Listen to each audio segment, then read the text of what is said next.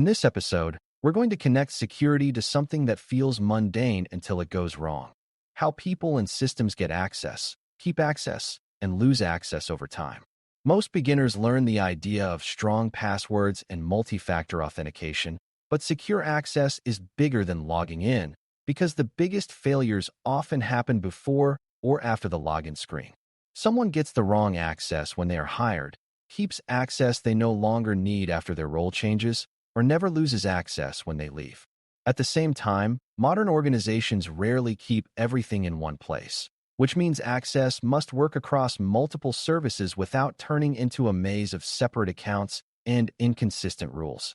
Provisioning and deprovisioning are the lifecycle mechanics that make access reliable, while federation and single sign-on are the architectural patterns that make access manageable across environments. When you design these pieces as one coherent system, you reduce both security risk and operational chaos, which is a win that students should learn to recognize early. Before we continue, a quick note. This audio course is a companion to our course companion books. The first book is about the exam and provides detailed information on how to pass it best. The second book is a Kindle-only ebook that contains 1,000 flashcards that can be used on your mobile device or Kindle. Check them both out at cyberauthor.me in the Bare Metal Study Guide series. A secure access system begins with a clear understanding of what access actually means in practice, because access is not a single permission and it is not a single moment. Access includes authentication, which is proving who you are, and authorization, which is determining what you are allowed to do after you are recognized. It also includes accountability, which is the ability to trace actions back to an identity that was properly issued and properly governed. Beginners sometimes assume that if a person can log in, then everything is fine. But the more important question is what that person can reach, what they can change, and whether their access matches their job. Access also includes non-human identities, such as service accounts and automated integrations, which can be even riskier because they operate constantly and may have powerful permissions. If you design access systems without considering identity lifecycle and non-human access, you end up securing the front door while leaving side doors unlocked. A mature design treats access as a living system that must remain correct as people, roles, and services change.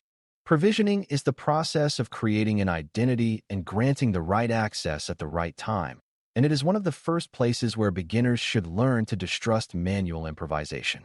When provisioning is ad hoc, it usually depends on someone sending an email or a message that says, "Please give this person access," and the person doing the work is forced to guess what should be granted. Guessing is dangerous because it produces inconsistent outcomes, and inconsistency is the enemy of security. The secure approach is to define roles, approvals, and standard access packages so a new hire or a new contractor receives exactly what they need and nothing more. Provisioning should also include basic hygiene, such as ensuring accounts are tied to a real individual, using unique identities rather than shared logins, and applying strong authentication requirements from day one. In cloud-heavy environments, provisioning also needs to happen quickly because teams move fast, but speed cannot come from skipping verification. Good provisioning designs make safe access easy to issue, which reduces the temptation to grant broad access just to avoid delays. The most common provisioning failure is over-provisioning, which means granting more access than necessary because it is convenient and because it reduces future requests. Over-provisioning feels helpful in the moment, but it creates a long-term security debt because the environment becomes full of identities that can reach far more than their job requires. Attackers love this situation because a single compromised account can lead to widespread access and fast escalation. Over-provisioning also makes investigations harder because it becomes normal for many people to have powerful permissions, so suspicious access patterns are harder to spot. A well-designed access system treats least privilege as a default expectation, not as an optional best practice. It supports least privilege by making role-based access clear, by requiring approval for elevated permissions, and by expiring temporary access automatically. When you design provisioning around least privilege, you are building security into the access issuance process rather than relying on individuals to remember to be cautious every time.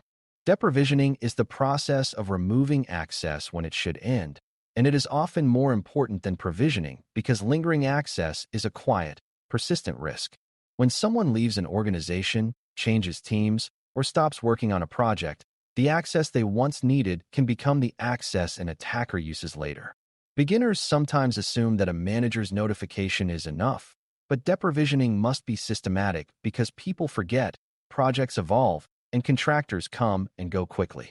A strong deprovisioning design removes access promptly, disables accounts reliably, and ensures that revocation applies across all connected systems, not just the primary directory. It also includes non-human access, such as service accounts and application tokens, because those identities do not leave the company in a human way, yet they can persist for years if nobody tracks them. The goal is to reduce the time window where an identity exists without a valid reason, because that window is where abuse becomes easy. Deprovisioning is also a compliance concern, but its deepest value is simple security hygiene that prevents old access from becoming new damage. Role changes and internal transfers create a deprovisioning challenge that is even more common than offboarding, because people change responsibilities far more often than they leave. This is where access systems often drift into a state of privilege accumulation, sometimes called privilege creep, where a person keeps old access and gains new access until they have a broad, confusing set of permissions. Privilege creep creates risk because it expands what a compromised account can do, and it creates operational confusion because it becomes hard to know what access is justified. A good access design handles this by making access tied to current roles rather than historical requests, and by requiring periodic review of access rights for sensitive systems. Reviews should not be treated as a box-checking exercise. They should be designed to be clear and meaningful, with owners who understand what access is for and what should be removed. In modern environments, where access is distributed across many services, reviews are especially important because no single administrator sees the whole picture by default. When role changes trigger both provisioning of new access and deprovisioning of old access as one coordinated process, the system stays aligned with reality instead of slowly becoming an unmanaged permission pile. A secure access system must also handle the tension between centralized control and local autonomy, because different teams often manage different applications and platforms.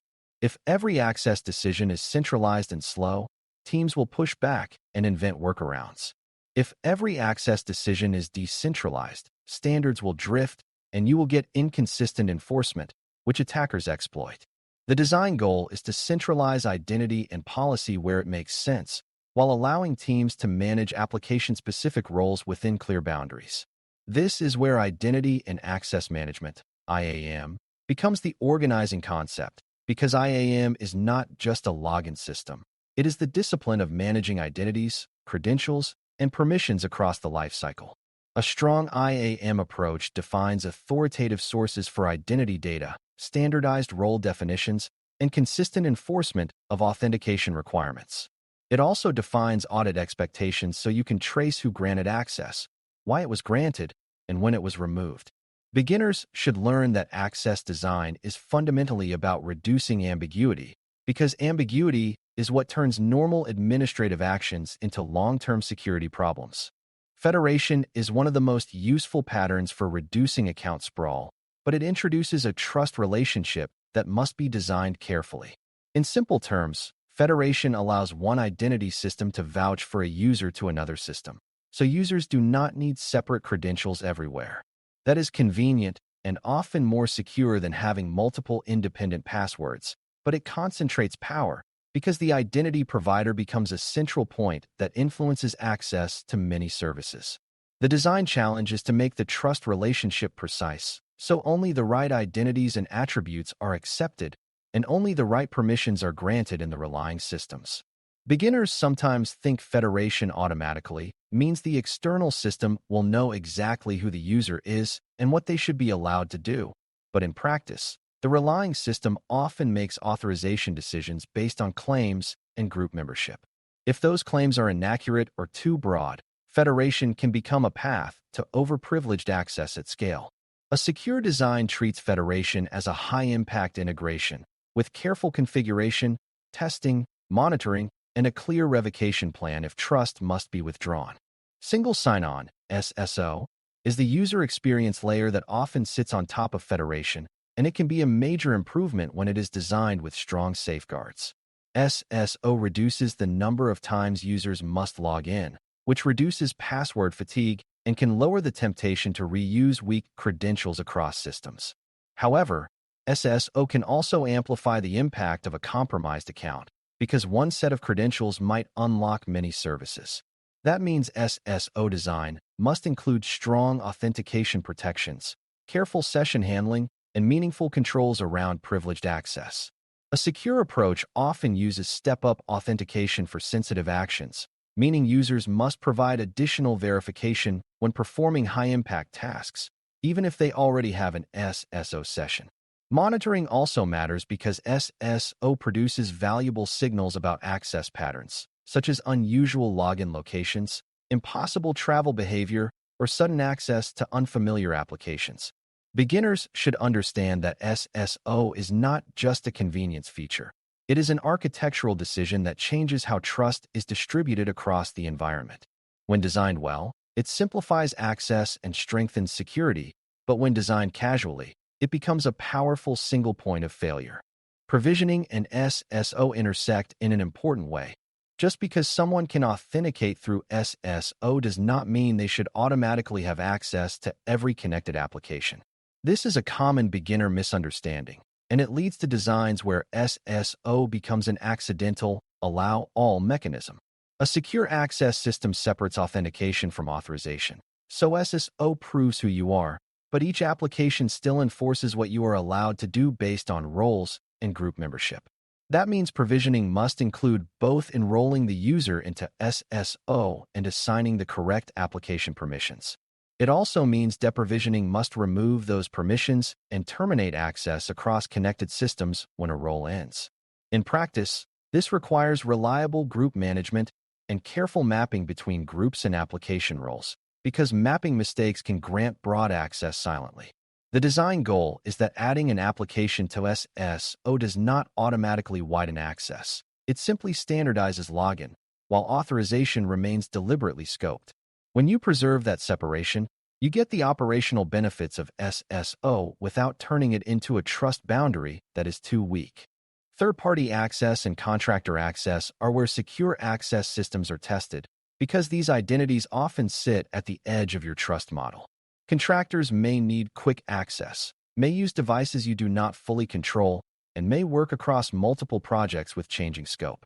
If your provisioning process is slow or unclear, teams might share accounts or reuse credentials, which is both insecure and hard to audit. A strong design uses distinct identities, time-bounded access, and clear sponsor responsibility, so someone internal is accountable for why the access exists.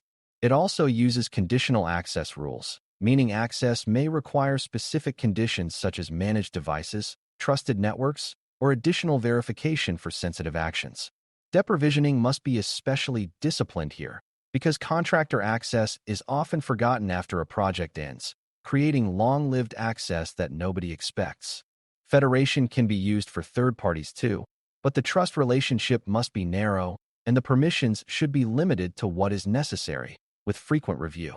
Beginners should take away that third-party access is not an exception to security rules. It is where the rules matter most because the boundary is inherently less trusted. Non-human identities deserve explicit design attention because they often have high privileges and low visibility. Applications and automated processes need access to data and services, but if you treat these identities casually, you end up with shared secrets embedded in scripts, long-lived tokens copied across systems, and accounts that nobody owns. This is dangerous because a compromised token can provide persistent access without triggering the same user-focused detections, and because non-human activity can blend into normal system traffic. A secure access system assigns non-human identities clear ownership, minimal permissions, and controlled life cycles, including rotation of credentials and removal of unused accounts. It also separates duties so one service identity does not have broad administrative capabilities unless absolutely necessary, and even then, those capabilities should be tightly monitored. Logging and alerting should include non-human actions, especially privileged actions, and unusual patterns like sudden bursts of access or unexpected destinations. In hybrid and cloud environments, non-human identities often outnumber humans, which means they can quietly become the dominant risk if you do not manage them intentionally. Designing access systems without accounting for non-human access is like locking the front door while leaving the server room, key taped under the mat. A secure access system also depends on reliable auditability, because access without evidence is access you cannot defend. Auditability means you can answer who had access, who granted it, when it was used, and whether it was removed when it should have been. This is critical for investigations, because many breaches involve compromised credentials, and without access trails, you cannot determine scope confidently. Auditability also reinforces good behavior, because people make better access decisions when they know those decisions are reviewable. To make auditability practical, logs must be centralized and protected, and access workflows must create records that show approvals and changes clearly. Beginners sometimes think auditing is only for compliance, but in real security operations, auditing is how you catch privilege creep, detect suspicious access, and validate that deprovisioning actually happened. It also helps improve the system over time, because patterns in audit data can reveal which roles are poorly designed or which access requests are frequent enough to warrant a better standard role. When auditability is designed in, access becomes manageable because it becomes measurable and correctable. The most resilient access designs also plan for failure modes, because identity systems sometimes fail, networks sometimes break, and people sometimes make mistakes. If your identity provider is unavailable, what happens to critical operations? And does the system fail safely or dangerously? If Federation Trust is misconfigured, can it grant excessive access before anyone notices? If an administrator account is compromised, are there additional barriers that limit how quickly the attacker can escalate? These questions push you toward layered controls such as step-up verification for privileged actions, separation of administrative accounts from normal user accounts, and strong monitoring for access anomalies. They also push you toward operational readiness, like having clear processes for disabling accounts quickly and revoking tokens when compromise is suspected. Beginners should understand that access systems are high-value targets, so attackers will try to exploit confusion and speed, especially during outages or transitions. A mature design does not assume perfect uptime or perfect configuration. It assumes that mistakes and failures will occur and builds safeguards that reduce the blast radius when they do. When safe failure behavior is planned, trust boundaries remain strong even under stress. As we wrap up, the main lesson is that secure access is not a single feature, but a full life cycle and architecture decision, and its success depends on how consistently it stays aligned with reality. Provisioning ensures the right identities receive the right permissions at the right time, with clarity and accountability that prevent guesswork. Deprovisioning ensures access ends when it should, preventing privilege creep and eliminating dormant accounts that attackers love to find. Federation and SSO reduce account sprawl and improve usability, but they must be designed with precise trust relationships, strong authentication, and careful separation between authentication and authorization. Non-human identities and third-party access must be managed as first-class risks with ownership, minimal permissions, rotation, and monitoring. Auditability ties the whole system together by making access decisions visible, reviewable, and correctable over time.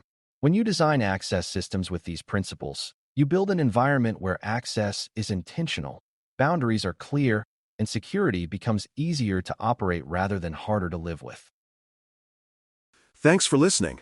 For more audio courses, daily newsletters, and more, please visit baremetalcyber.com.